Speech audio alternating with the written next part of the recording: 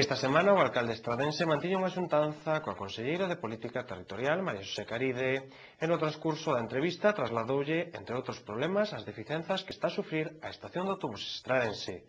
Os alumnos do curso de audiovisuais de Fonos queren mostrar a través desta reportaxe a situación actual do edificio.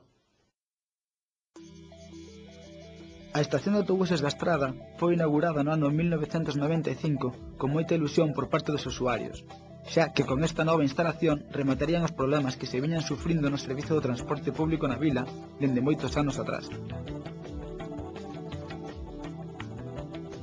Pois ben, nos últimos 12 anos o servizo desta estación non só non se viu mellorado, senón que o abandono e o seu nulo funcionamento fan que esta estación este en total desuso, tanto para as empresas de transporte como para os usuarios.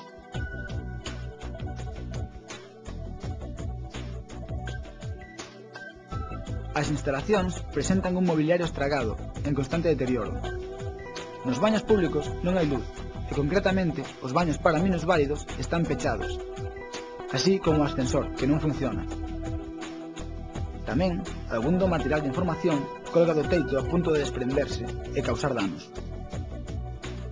A basura acumúlase por calquer lado, dando xa a primeira impresión do que aquí ocorre. As dársenas están en desuso.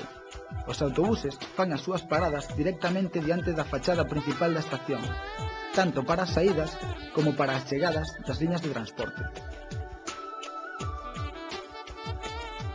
Chegamos á estación e unha vez dentro, enseguida nos percatamos de que non hai ningún persoal que poida atender as demandas dos viaxeiros, tanto de tipo informativo como das labores propias dunha estación de autobuses.